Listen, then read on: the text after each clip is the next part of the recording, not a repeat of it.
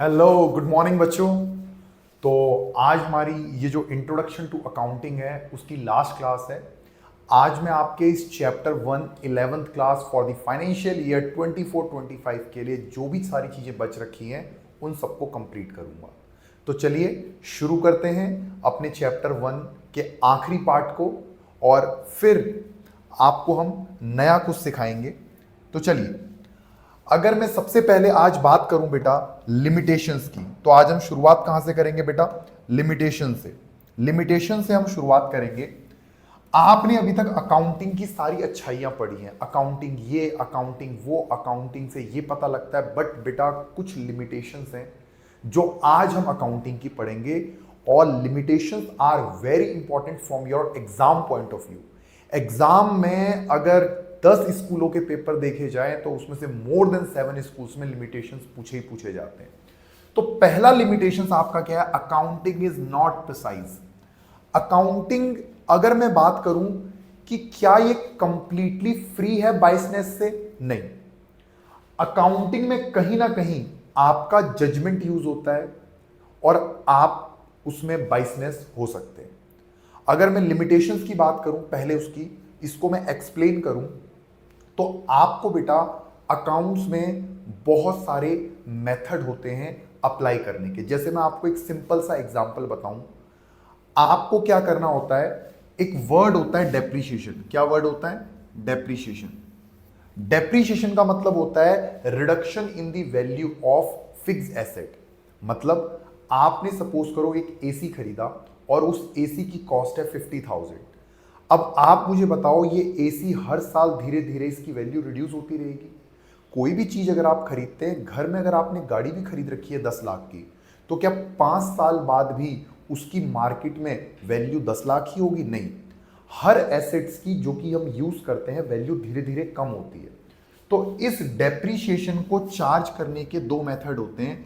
एक है straight line method, एक है डब्ल्यूडीवी मेथड। ठीक है, ये क्या होते हैं ये आप इस चैप्टर में डिटेल में पढ़ोगे। बट हम क्या कर सकते हैं, जिस मेथड से हमें ज्यादा बेनिफिट मिल रहा है हम उस मेथड को यूज कर सकते हैं। ठीक है, तो अकाउंटिंग में पर्सनल बाइसनेस होती है, तो ये इसका सबसे पहला लिमिटेशन है। ठीक है। Second, accounting is done on historical value of asset. Sir ये क्या है? फिर वही एग्जांपल, सपोज करो मैंने एक गाड़ी खरीदी अपने बिजनेस के लिए। ठीक है, तो गाड़ी मेरी एक एसेट है, कार इज एन एसेट। तो सर कार को मैं एसेट साइड पे दिखाऊंगा, किस वैल्यू पे दिखाऊंगा? जितना एक्सपेंस मैंने इनकर्ड किया है उस कार को खरीदने में। सपोज करो मैंने 20 लाख की अगर कार खरीदी है, तो मेरे बैलेंस शीट में एसेट साइड में मेरी कार कितने की आएगी? 20 लाख की आएगी। और हर साल एक सिस्टमैटिक तरीके से मैं उसको क्या करूंगा? डेप्रिशिएट करूंगा। सिस्टमैटिक तरीके से डेप्रिशिएट करने का क्या मतलब है बेटा? हर साल उसकी मैं वैल्यू सपोज करो 10% कम कर देता हूं। मैंने कहा अभी मेरी कार 20 लाख की है। कितने की कार है मेरी? 20 लाख की। ध्यान से सुनना।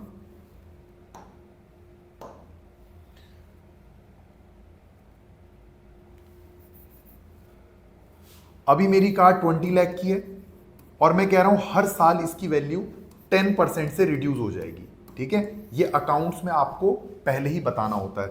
तो पहले साल उसकी वैल्यू 2 लाख कम हो गई, अगले साल वो चीज कितने की है? 18 लाख की। फिर उसकी वैल्यू 2 लाख कम हो गई, अब उसकी वैल्यू कितनी हो गई? 16 लाख की। अब आप मुझे बताओ, अकाउंट्स में हम किसी भी एसेट को हिस्टोरिकल कॉस्ट पे रिकॉर्ड करते हैं। मतलब हमने वो एसेट जितने में खरीदी उसने में उसको दिखाते हैं और हर साल एक सिस्टमैटिक तरीके से उसको डेप्रिशिएट करते हैं। तो आफ्टर 2 इयर्स मेरी बुक में मेरी कार की वैल्यू है 16 लाख, लेकिन क्या ये जरूरी है मार्केट में ये कार 16 लाख की बिके?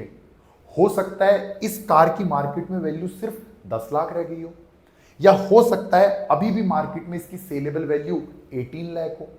तो कहने का सिंपल मतलब है, किसी एसेट्स की फेयर वैल्यू का मतलब होता है कि उसकी मार्केट में आज क्या वैल्यू चल रही है।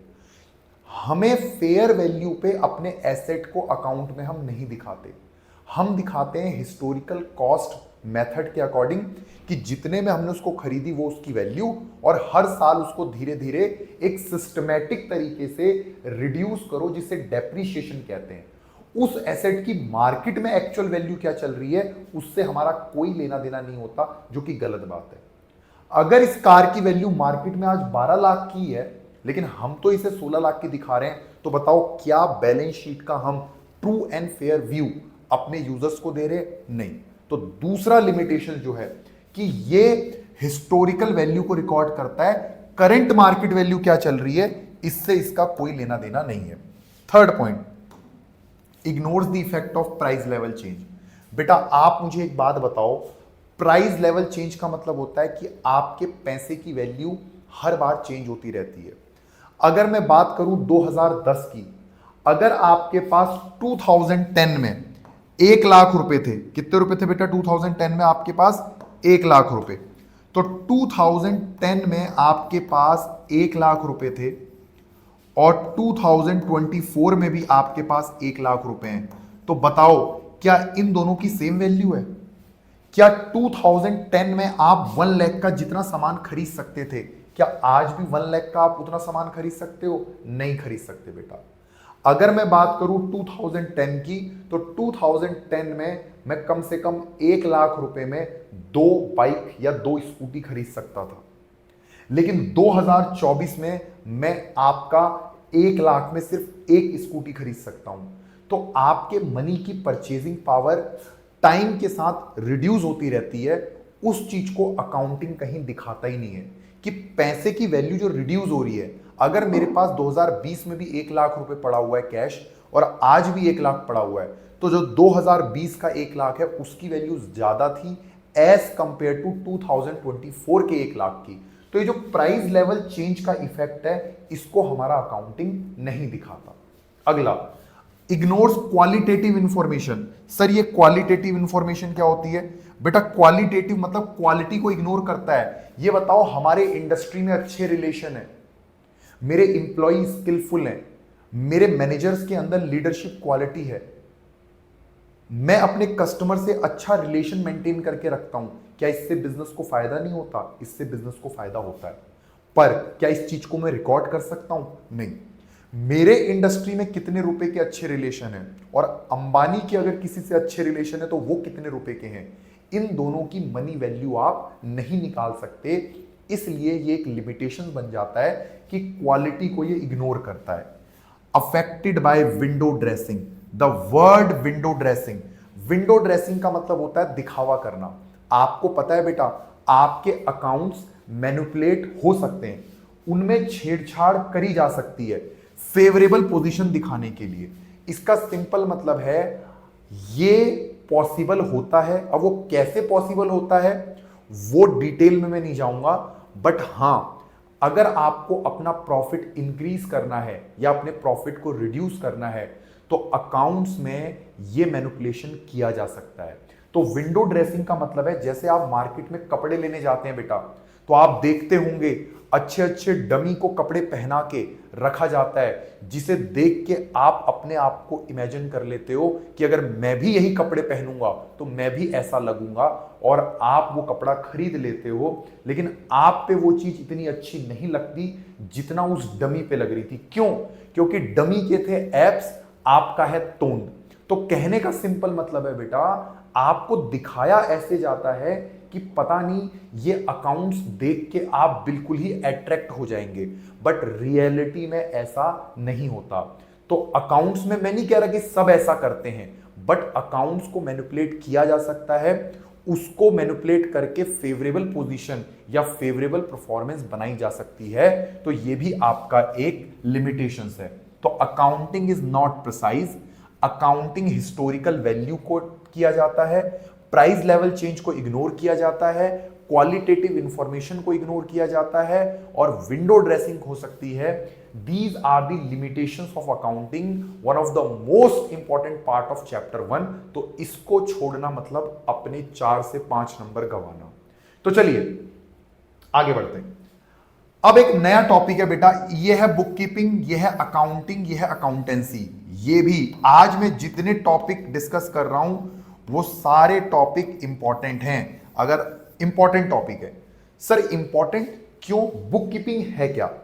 आपको पता है बुक कीपिंग आप पहले ही पढ़ चुके हो। अकाउंटिंग के पहले जो 4 प्रोसेस हैं उनको हम बुक कीपिंग कहते हैं। सिंपल मतलब है, अकाउंटिंग की मैंने डेफिनेशन जब आपको बताई थी, अकाउंटिंग के क्या कैरेक्टरिस्टिक्स बताए थे, जरा याद करो पहली क्लास में। Identification of financial transactions and event, measuring them into money, जो आइडेंटिफाइड फाइनेंशियल ट्रांजैक्शंस हैं उनको रिकॉर्ड करना जर्नल में, क्लासिफाई करना लेजर में, समराइज करके रिजल्ट बताना, एनालाइज करना और कम्युनिकेट करना, ये मैंने आपको बताया था। तो बुक कीपिंग जो पहले 4 प्रोसेस हैं, मतलब बुक कीपिंग का मतलब है आइडेंटिफाइंग, मेजरिंग, रिकॉर्डिंग और क्लासिफाइंग द फाइनेंशियल ट्रांजैक्शन। मतलब identification of financial transactions, measure करना उनको मनी की टर्म में, उनको रिकॉर्ड करना और क्लासिफाई करना बुक कीपिंग है। और जबकि अकाउंटिंग क्या है? अकाउंटिंग एक वाइडर टर्म है। मतलब बुक कीपिंग अकाउंटिंग का ही एक पार्ट है, बट बुक कीपिंग में अकाउंटिंग में बुक कीपिंग के अलावा और एक्स्ट्रा क्या होता है? समराइजिंग। समराइजिंग का मतलब है ट्रायल बैलेंस बना के रिजल्ट बताना। एनालाइजिंग मतलब उसको एक ऐसे फॉर्म में कन्वर्ट करना जिसे हर कोई इजीली अंडरस्टैंड कर सके। And the last one is communicating, उसके यूजर्स को कम्युनिकेट करना अकाउंटिंग है। तो अगर मैं कहूं बुक कीपिंग अकाउंटिंग का ही एक पार्ट है, और जबकि अकाउंटिंग एक बहुत वाइडर टर्म है जिसका स्कोप बड़ा है। बुक कीपिंग और अकाउंटिंग में डिटेल में अभी हम डिफरेंस पढ़ेंगे थोड़ी देर बाद। अब समझ लो अकाउंटेंसी क्या है। ये क्या लिखा हुआ है बेटा? अकाउंटेंसी। अगर किसी को ऐसे समझ नहीं आ रहा तो ये है अकाउंटेंसी। सर ये अकाउंटेंसी और ये अकाउंटिंग, ये किस बला का नाम है? देखो अकाउंटिंग का मतलब और अकाउंटेंसी का मतलब क्या है, पहले बुक कीपिंग और अकाउंटिंग आप समझ गए। अकाउंटिंग के ही पहले 4 पार्ट को हम बुक कीपिंग कहते हैं, और अकाउंटिंग एक बड़ा टर्म है। It includes book keeping plus summarising, analysing and communicating. अब अकाउंटेंसी का मतलब है नॉलेज ऑफ अकाउंटिंग। यार अकाउंटिंग करने के लिए आपको बहुत सारे प्रिंसिपल्स फॉलो करने पड़ते हैं, बहुत सारे मेथड अडॉप्ट करने पड़ते हैं। तो जो प्रिंसिपल और जो टेक्निक्स हैं, क्या बोला मैंने? जो आपके प्रिंसिपल्स और टेक्निक हैं किसके? अकाउंटिंग करने के, जिनको आप अकाउंटिंग में अप्लाई करोगे, वो क्या होता है? अकाउंटेंसी। तो अकाउंटेंसी एक नॉलेज है। अगर मैं सिंपल बताऊं, accountancy is knowledge of accounting और accounting is application of accounting. मतलब अकाउंटिंग की नॉलेज अकाउंटेंसी है। मतलब अकाउंटिंग करने के लिए आपको टेक्निक की जरूरत पड़ती है, आपको प्रिंसिपल्स की जरूरत पड़ती है। तो उस नॉलेज को, टेक्निक, प्रिंसिपल्स, उस चीज की नॉलेज को अकाउंटेंसी कहते हैं। और जब आप इस नॉलेज को अप्लाई करते हो, मतलब रियलिटी में जब प्रिंसिपल्स को अप्लाई करते हो, आप टेक्निक्स को अप्लाई करते हो, यानी कि अकाउंटेंसी को अप्लाई करते हो, उसी को अकाउंटिंग कहते हैं। तो accounting is application of accountancy, where accountancy is knowledge of accounting. ठीक है, तो उम्मीद करता हूं ये कॉन्सेप्ट भी आपको समझ में आया होगा। Now next important, again important difference. पहले तो मैं जरा इसका कलर चेंज कर लूं। बुक कीपिंग और अकाउंटिंग में डिफरेंस क्या है? पहला तो अगर स्कोप की बात करें, इसमें डेफिनेशन आ गई है। Book keeping identification, measuring, recording, classifying. मतलब बुक कीपिंग का मतलब है ट्रांजैक्शंस को आइडेंटिफाई कर लो, ये ट्रांजैक्शंस हमारे बिजनेस में हो रही है, सेल हो रहा है, परचेज हो रहा है, सब कुछ हो रहा है, रेंट देना है, सैलरी देना है। उनको देखो कि ये मनी की टर्म में मेजरेबल है या नहीं है। मैंने कहा मनी की टर्म में मेजरेबल है, सेल करना, परचेज करना, रेंट, गुड रिलेशन मनी की टर्म में मेजरेबल नहीं है, तो इसको हटाओ। उनको रिकॉर्ड करना मतलब सिस्टमैटिक तरीके से जर्नल में हर चीज को रिकॉर्ड करना। उनको क्लासिफाई करना मतलब उनको लेजर में पोस्ट करना, हर आइटम का एक अलग अलग अकाउंट बनाना, परचेज अलग कर लो, सेल अलग कर लो, रेंट अलग कर लो। यहां तक की बात को कहते हैं बुक कीपिंग। बट अकाउंटिंग का क्या मतलब है?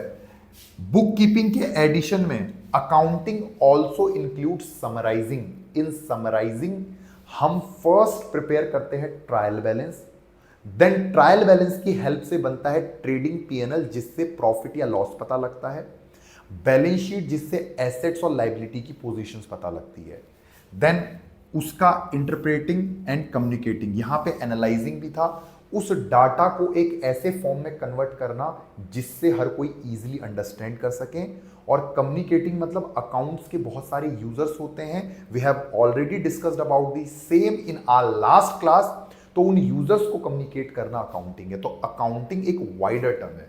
अगर ऑब्जेक्टिव की बात करें तो इसका मेन ऑब्जेक्टिव होता है सिस्टमैटिक रिकॉर्ड, रिकॉर्ड को मेंटेन करना, रिकॉर्ड को मेंटेन करना बुक कीपिंग का मेन एम है, जबकि अकाउंटिंग का मेन एम है प्रॉफिटेबिलिटी और पोजीशन, मतलब परफॉर्मेंस और पोजीशन बताना। परफॉर्मेंस और पोजीशन समराइजिंग के अंदर पता लगती है। स्टेज की बात करें तो अकाउंटिंग बुक कीपिंग एक प्राइमरी स्टेज है, ये सेकेंडरी स्टेज है। तो कहने का मतलब है बुक कीपिंग प्राइमरी स्टेज है, जहां बुक कीपिंग खत्म होती है वहां अकाउंटिंग शुरू होती है। अगर नेचर ऑफ जॉब की बात करें तो ये रूटीन नेचर की जॉब है, रिपीटेशन, बार बार ट्रांजैक्शंस आते, सेल है, अकाउंटेंट क्या होता है, सेल रिकॉर्ड कर, परचेज रिकॉर्ड कर, रेंट रिकॉर्ड कर, वो बस करता रहता है, करता रहता है, करता रहता है, जितनी ट्रांजैक्शन है उनको record, repetitive work, same work. लेकिन यहां एनालिटिकल वर्क है, यहां पे आपको हर बार अलग अलग चीजें करनी पड़ती हैं, एनालाइज करना पड़ता है। और लेवल ऑफ स्किल देखा, अभी बुक कीपिंग के लिए कोई स्पेशल स्किल नहीं चाहिए। अभी बता दूं बेटा, जर्नल और लेजर अकाउंटिंग एंट्री पास करने के लिए आप साइंस वाले हो, ह्यूमैनिटीज वाले हो, कॉमर्स वाले हो, सब कर सकते हैं, बट हां इसीलिए इसको जूनियर स्टाफ करता है। इसके लिए आपको स्पेशलाइज्ड स्किल चाहिए। अकाउंटिंग अगर प्रॉपर करनी है तो या तो बीकॉम करो, बीकॉम ऑनर्स करो, बीबीए करो, या आपका सीए करो, अगर प्रॉपर अकाउंटिंग करनी है तो। इसलिए इसको कौन सा स्टाफ करता है, सीनियर स्टाफ। तो ये भी इंपॉर्टेंट है, याद रखना। अब इसके बाद जब ये खत्म हो जाता है तो अगला हमारा इंपॉर्टेंट आता है qualitative characteristics of accounting information. आपका सवाल होगा कि सर ये अकाउंटिंग इंफॉर्मेशन क्या है? अरे अकाउंट बनाने से, अकाउंटिंग करने से जो इंफॉर्मेशन आपको मिलती है यूजफुल, वो अकाउंटिंग इंफॉर्मेशन है। और मैं वो पहली बता चुका हूं, आपको इससे क्या मिलता है? आपको इससे पहली चीज पता लगता है इनकम स्टेटमेंट। इनकम स्टेटमेंट बोले तो आपको इससे मिलता है trading and PNL, trading and PNL account, जिससे प्रॉफिट या लॉस का पता लगता है। ठीक है, अब मुझे लग रहा है कि ये थोड़ा सा यहां दिखेगा नहीं, तो इसलिए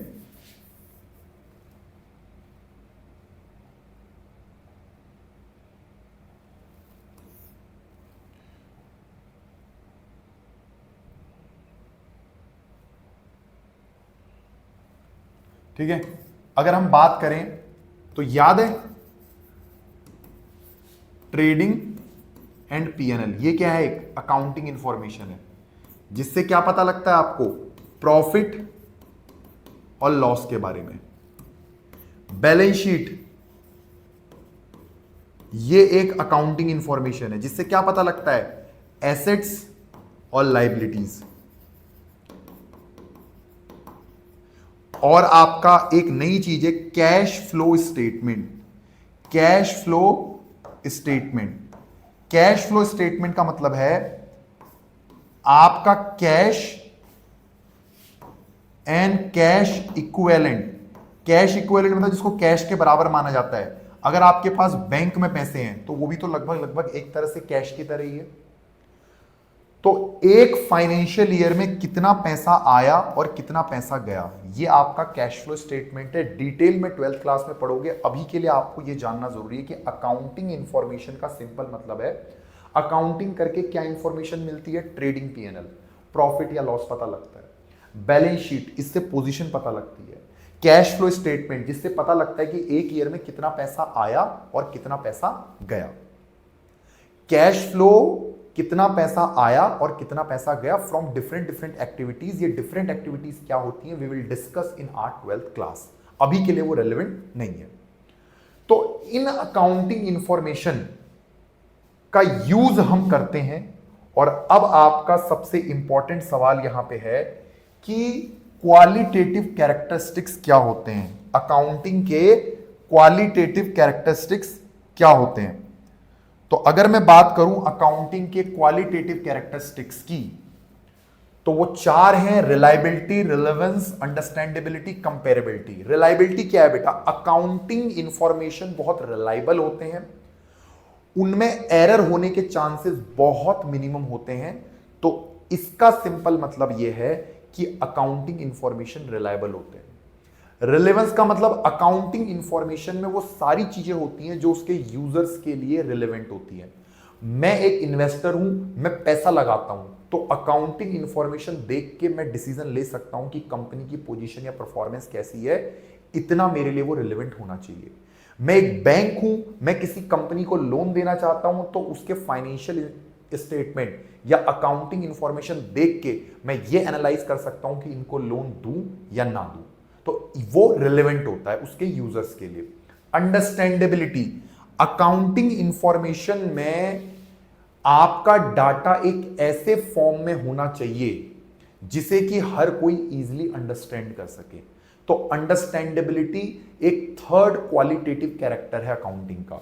और last one is comparability, where means आप अपने डाटा को, अपने फाइनेंशियल डाटा को, आप अपने अकाउंटिंग इंफॉर्मेशन को कंपेयर कर सकते हैं। जब आप अपने डाटा को किसी और फर्म से कंपेयर करते हैं उसे हम कहते हैं इंटर फर्म कंपैरिजन, और जब आप अपने डाटा को अपने ही उससे प्रीवियस ईयर की परफॉर्मेंस से कंपेयर करते हैं उसे कहते हैं इंट्रा फर्म कंपैरिजन। तो intra firm comparison where comparison between previous performance of same company, but in case of inter-firm comparison when we compare our organization with other one। ठीक है, तो याद रखना चार, reliability, relevance, understandability and comparability, these are four qualitative characteristics of accounting information। now today's last topic जिसके अंदर हम दो चीजें कवर करेंगे, सिस्टम ऑफ अकाउंटिंग। बेटा अकाउंटिंग में कितनी तरह के सिस्टम होते हैं? आपके दो तरह के अकाउंटिंग सिस्टम है, एक डबल एंट्री सिस्टम और एक single entry system.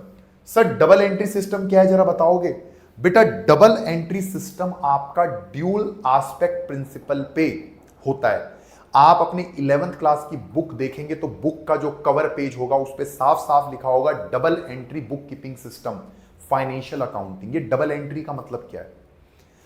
Double entry का मतलब है हर ट्रांजैक्शन का इंपैक्ट जो है दो तरफ जाता है, एक डेबिट साइड और एक क्रेडिट साइड। सर ये डेबिट या क्रेडिट क्या होता है? बहुत बार सुन चुके हैं, अभी के लिए सिर्फ याद रखना, लेजर के अंदर आप हर एक आइटम को अलग करते हो। जैसे मैंने परचेज को अलग करा, परचेज का लेजर को क्या कहते हैं? अकाउंट, यानी कि परचेज के लेजर को क्या कहा जाता है? परचेज का अकाउंट। इसमें सारी इंफॉर्मेशन होगी परचेज से रिलेटेड। अगर मैं यहां पे बोलूं कैश का लेजर, कैश अकाउंट, जिसमें कितना कैश आया, कितना कैश गया, कितना कैश था, कितना कैश रह गया, सब आपको पता लग जाएगा। तो कोई भी जो लेजर होता है, मतलब कोई भी एक अकाउंटिंग आइटम होता है, आइटम मतलब रेंट एक आइटम है, कैश एक आइटम है, परचेज एक आइटम है, सेल एक आइटम है। उस अकाउंट के दो साइड होते हैं। जो आपका ये राइट साइड होता है इसे क्रेडिट साइड कहते हैं, इसे कहते हैं क्रेडिट, और जो लेफ्ट साइड होता है इसे कहते हैं डेबिट। ठीक है, तो किसी भी अकाउंट को जब आप बनाओगे उसका राइट वाला साइड क्रेडिट कहलाता है, लेफ्ट वाला साइड डेबिट कहलाता है। तो ड्यूल एस्पेक्ट प्रिंसिपल आपको यह बताता है कि हर ट्रांजैक्शन के डेबिट और क्रेडिट दोनों में इंपैक्ट जाएंगे। आप कोई भी सामान खरीदो, आप किसी को पेमेंट करो, आप कहीं से पेमेंट रिसीव करो, उसका जितने अमाउंट से इफेक्ट डेबिट पे जाएगा उतने ही अमाउंट से इफेक्ट क्रेडिट पे जाएगा। इसीलिए इसे कहते हैं डबल एंट्री सिस्टम। उसके बाद ये सिंपल है, इसको अकाउंटिंग रिकॉग्नाइज करता है। अकाउंटिंग अगर करनी है तो डबल एंट्री सिस्टम से करो, जो कि एक साइंटिफिक तरीका है। सर ये सिंगल एंट्री सिस्टम क्या होता है? सिंगल एंट्री सिस्टम को हम इनकम्प्लीट रिकॉर्ड भी कहते हैं। इनकम्प्लीट रिकॉर्ड क्या कहते हैं? आपके आसपास कोई किराने वाला है, कोई छोटा मोटा वेंडर है, वो तो इतना अकाउंटिंग डेबिट क्रेडिट के रूल को फॉलो नहीं करेगा। वो सिंपल अपने पास दो रजिस्टर रखता है, एक रखता है कैश बुक कि आज कितना कितना पैसा आया और कितना कितना पैसा गया, और दूसरा वो रखता है अपने पास एक पर्सनल अकाउंट, मतलब किस किस से पैसा लेना है और किस किस को पैसा देना है। तो आसपास के किराने वालों को ने एक रजिस्टर को ही दो पार्ट में डिवाइड करा होता है कि कितना कितना आज सेल हुई, कितना सामान बिका, मतलब कितना पैसा आया, कितना पैसा गया, और किससे पैसा लेना है और किसको पैसा देना है। इसके अलावा उनको किसी चीज से कोई मतलब नहीं है, तो उनका डाटा पूरा इनकम्प्लीट होता है। तो इसीलिए उन्हें कहा जाता है सिंगल एंट्री सिस्टम। ठीक है। अब अगर मैं बात करूं कि जो हमारे डबल एंट्री सिस्टम है, इसके कुछ एडवांटेज क्या है। सबसे पहला चीज, ये एक तरह का साइंटिफिक सिस्टम है। बेटा साइंटिफिक सिस्टम मतलब क्या है, जो ऑब्जर्वेशन से, जिसकी प्रैक्टिस हुई है, ऑब्जर्व किया गया है, जिसको करने के पीछे प्रिंसिपल्स हैं, तो ये एक सिस्टमेटिक तरीका है अकाउंटिंग करने का, तो इसलिए इसको साइंटिफिक सिस्टम कहा गया। ये हर ट्रांजैक्शन को कंप्लीटली रिकॉर्ड करता है। आपको पता है हर ट्रांजैक्शन के दो एस्पेक्ट होंगे, जितने से डेबिट होगा उतने से ही क्रेडिट होगा, तो हर ऑर्गेनाइजेशन इजीली अपने प्रॉफिट और लॉस को निकाल सकती है। आप इस सिस्टम में अर्थमेटिकल एक्यूरेसी भी चेक कर सकते हो।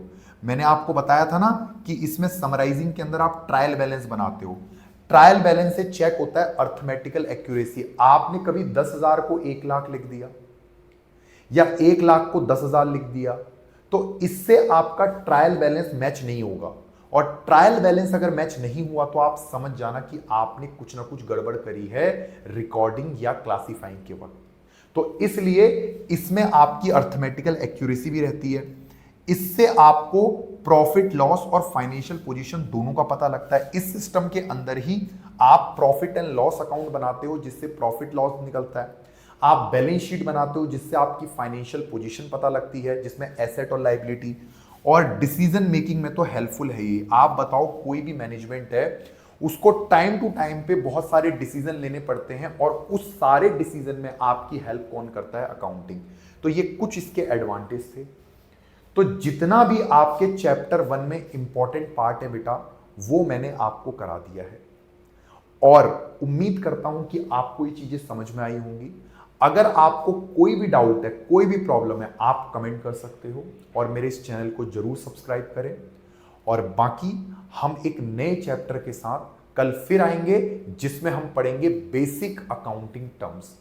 किसी भी फील्ड में घुसने से पहले उसके बेसिक टर्म्स आपको पता होना चाहिए, और उन बेसिक टर्म्स को हम कोशिश करेंगे 1 से 2 क्लासों में खत्म कर दें। देन उसके बाद हम अपना प्रैक्टिकल स्टार्ट कर देंगे। ठीक है बच्चों, तब तक उम्मीद करता हूं कि आप खुश रहिए। Thank you so much, bye bye.